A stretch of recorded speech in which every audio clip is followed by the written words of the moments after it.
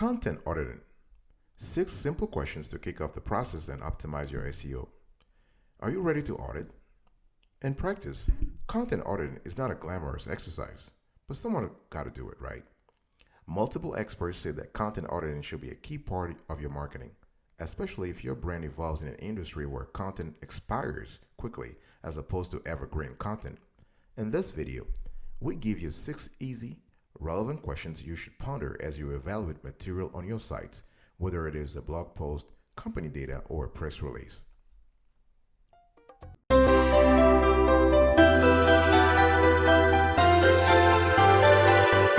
Welcome back, folks, to another edition of Sweetie Kiwi. How you doing today? I hope you are doing fantastic. I'm doing marvelous, if you were to ask me. If you're doing as great as I am, grab a cup of coffee or tea or vodka. Today I want to talk to you about content auditing. 6 simple questions to kick off the process and optimize your SEO. Before we start the content auditing process, let's first understand a few things. You owe it to the business to keep your content and good working order. However, there are no fixed rules on how to carry out your audit. Experts talk about you have to do this, you have to do this, you have to do this. There is no fixed rule. There is no methodology. There is no guidelines. There are a few things you have to pay attention to, yes, but there is no, A to Z. Your content goals are specific to your business and audience, and you have your own interpretation of what's working and what's not.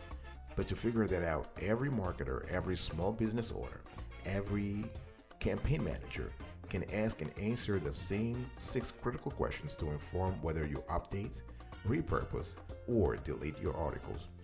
I want you to remember one thing. Please remind yourself of your audience and your goals. Think about this, audience and goals. Before beginning the audit, go back to your audience, go back to the geography, go back to the demographics. Revisit your reader's profile. Identify who they are. Remember what they want to read about and what they want to achieve on the internet. Then you want to go back to your overall content goals. Okay, so you first want to start with the audience. You first want to remind yourself of who your audience is, and then you match the audience profile to your goals. What is your content designed to achieve? I'm talking here about your goals. Do you want conversions? Do you want more subscribers? Do you want an increased social media follower base? What are you really trying to achieve? It is critical that you understand your goals because your goals will interact with your audience and vice versa. So once you're clear about those 2 things, that duality, audience and goals, you can start asking the relevant questions about your content. The content audit questions I'm going to give you today are not static, they are dynamic. So as your audience evolves or as your goals evolve, you need to tweak that duality, that binomial, to know exactly what works for you. Before you start on this question, set up a system for documenting your findings. You want to record every existing blog content in an Excel or a similar spreadsheet so that you are very sure about the kind of work you've done, and you can track progress over time. So you can add columns, at least one for each question, so you can rate each content asset on a scale of 1 to 10. Remember though, some questions have multiple components, so you want to create a column and score for each one. Each scale's meaning will depend upon the question and your goal. Let me give you, before we start talking about the real questions here, let me give you a pro tip. If the volume of all your blog content is too great to do the audit at one time, you want to segment it by date and schedule audit dates for each segment on your calendar. If you're able to break it down, let's say you have a huge blog content, the copy is huge and you don't have time for it. Well, you know what? Instead of doing this for over 2 hours or 2 days, do it over 20 days. Take a month. And you want to break it down twice a week or 3 times a week. That way you're able to tackle smaller tasks a lot more easily than if you were to go into the whole project in one day, right? This is what you don't want to do. So think about that. It's all about your audience, your goals, and the size of the content currently available on your platform. Let me first give you the first question. The first simple question to kick off the process of content auditing and optimize your SEO is this: is the content still relevant? This might sound as a childish question, but it's not. You will be surprised. According to research, 73% of content currently on the internet is not relevant. What does relevancy mean? Relevancy means that the content does not fit the goals and objectives of your target audience. That's what it means. Which is why I was telling you earlier, you need to match audience and goals. So blog content, especially when it includes data or topical references, can get tired quickly. So you want to review these articles at least once a year, depending on how fast moving your industry is. If you're not lucky, if you are in an industry where evergreen content is not the goal, then you need to review this kind of content not even once a year. It has to be once a quarter. If you, on the other end, if you are in an industry where you produce evergreen content, then you're safe. You want to highlight time-sensitive references and data points. You want to check the age of source links. Anything older than 2 years is outdated. 2 years, 24 months, Google's algorithm don't pay attention to it anymore. Your site's popularity with search engines will decrease if you are linking or you've been linked to from older links. You want to, so once you do the, after pinpointing the outdated reference, decide whether the content asset is still valuable and should be updated with newer ones. Any source link in your content older than 2 years, it's outdated. I already said that. You need to think about the destination links and the source links.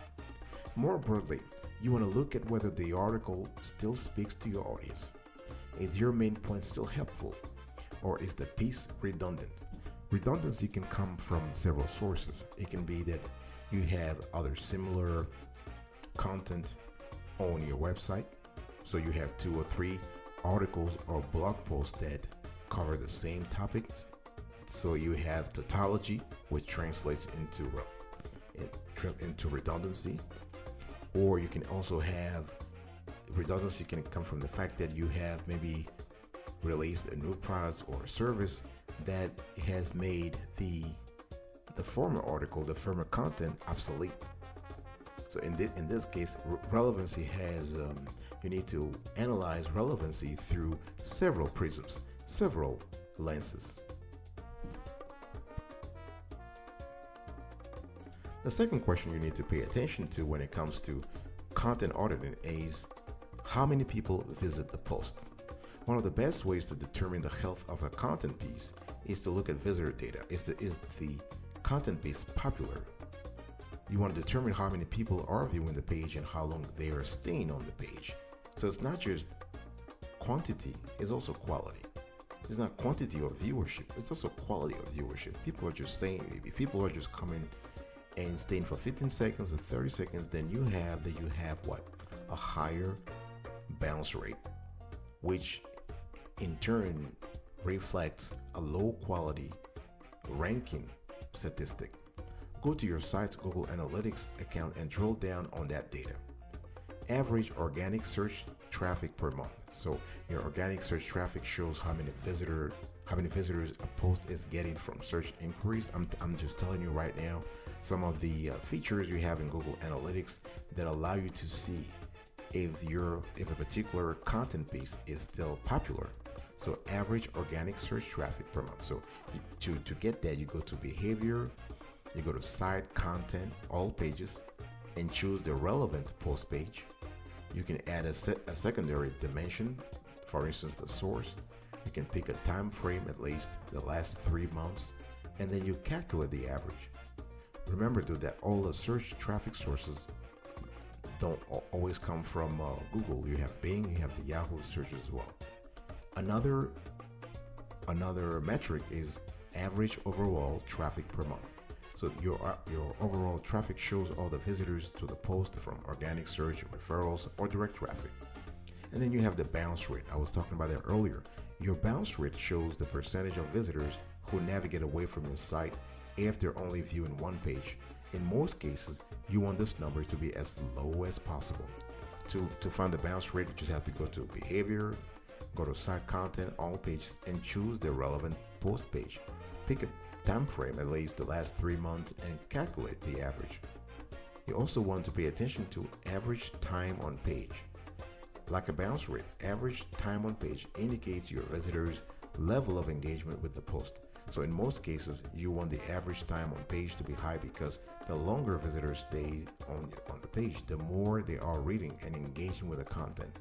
So I'm just giving you a few metrics you have to pay attention to see how many people visit the post and how long they stay reading your post.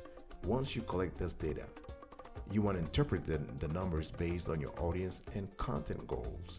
For example, let's say 1,000 monthly visits to a post could be a great success for one business and a failure for another. As you collect data on more blog post pages, you'll be better able to judge what success looks like. I'll be right back. Don't go anywhere.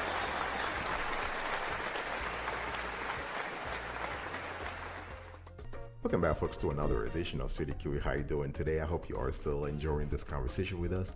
And I'm going to give you the third question you need to ask. But before I do that, if you love the content's clarity and quality so far, please consider subscribing to our channel and turn on the notification bell. And also, please like, comment, and share this content. We are pretty sure there are people out there who need this kind of info to be able to have a better website, a punchier website, and more captivating website. The third question is, what engagement is the post receiving?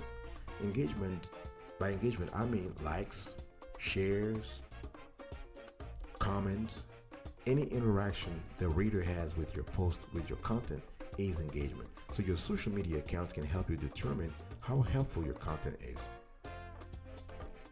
If you have metrics such as likes, shares, and comments on social media, demonstrate how visitors are engaging with the content.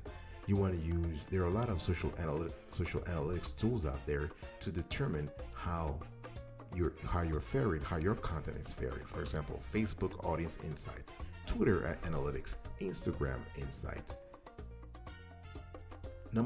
Question number four, how strong are the SEO indicators? The health of your article's SEO score can indicate whether the post is worth keeping or updating, or even deleting.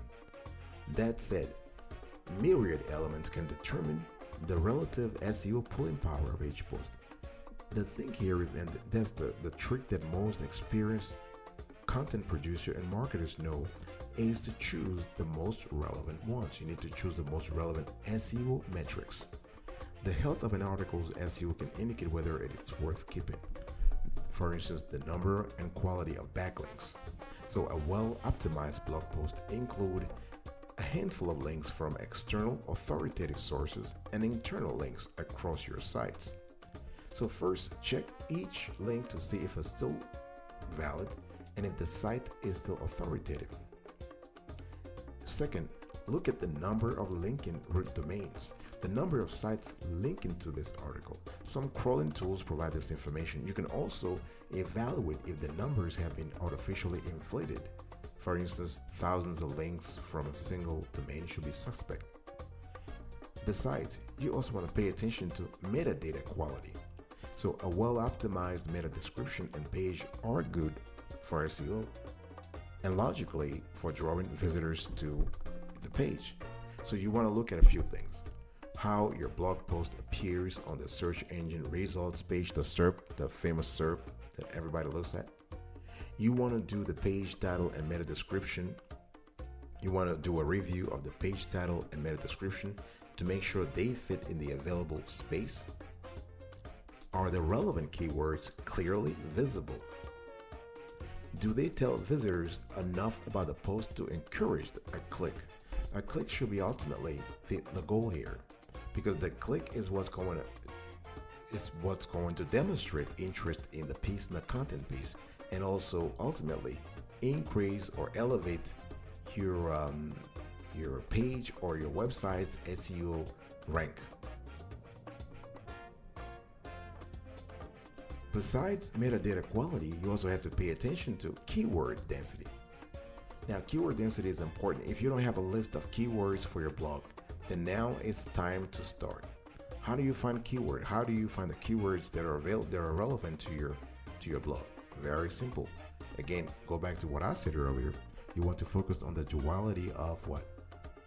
Audience and goals.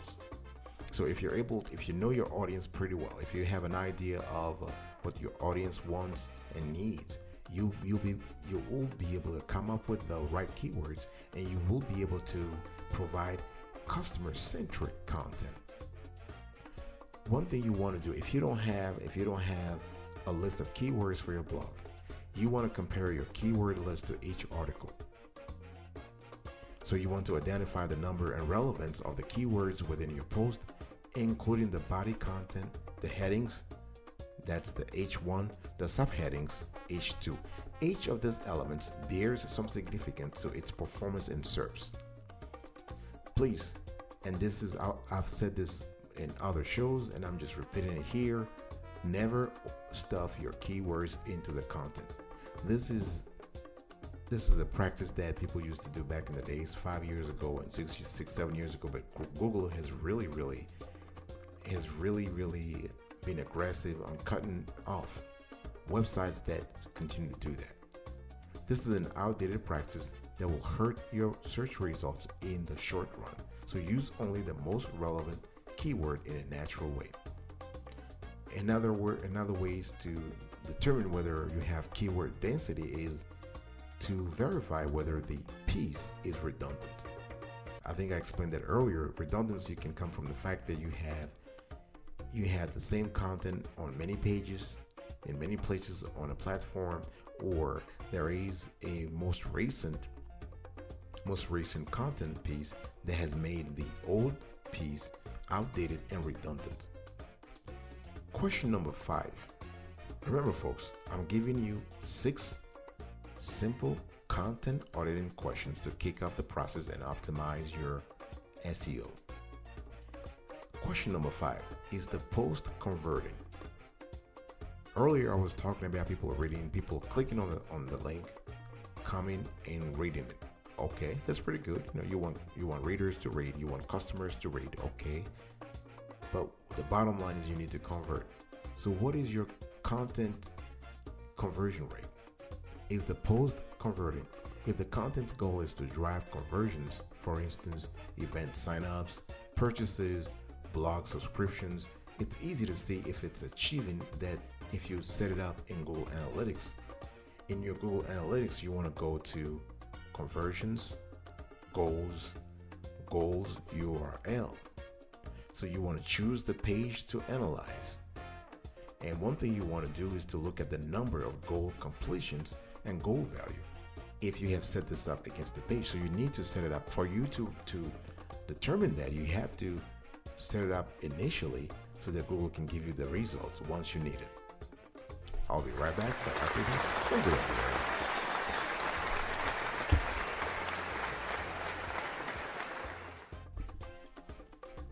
Welcome back, folks, to another edition of Sweetie Keyword. We're also having a conversation today around content auditing, and I'm giving you 6 simple questions to kick off the process and optimize your SEO. And the last question is, what content is missing? Once you have audited your blog post, you can carry out a gap analysis. What's a gap analysis? Gap analysis is pretty simple. You look at the actual results versus the expected results. You're trying to see the results you are expecting, whether it is in terms of conversions, in terms of bounce rates, in terms of visits, and you compare that against the actual results. So you can easily do this by evaluating your now completed spreadsheet I was talking to you earlier about. So you want to match your list of keywords to the existing blog content. What keywords have no or only a few articles attached? Those topics can be tackled in future content. Updates, repurpose, delete. So by scoring each overall question and its sub-questions, you can assess what's next for each blog post. And again, here, By blog post, I'm talking about anything that is any article that is on your website. If you have a company website, it could be a product description. It could be an about us page. It could be about the product or service description. It could be anything. If you have a blog, yes, you have a blog post. If you have an online store, it could be a product description. It could be a product category description. Regardless whether you are Amazon or Shopify, doesn't really matter. So I want you to really understand what I'm talking about. What content is missing? Content is missing is simply for you to draw on one side what your goals should be, and on the other side what your audience is actually receiving based on your goals, but also on their expectations. And that's the gap. That's the gap analysis. So once you have that, if you have content that is missing, you can think about producing that content. Maybe writing articles, maybe producing videos, maybe having photos that you link from your Pinterest and Instagram accounts to your website. Or after the gap analysis, maybe you want to delete posts, you want to delete some content pieces that have low scores so that you can keep your website fresh at all times. All right, folks, thank you so much for listening to today's conversation. I'm going to quickly recap today's talk. Content auditing, 6 simple questions to kick off the process and optimize your SEO. Number 1, is the content still relevant?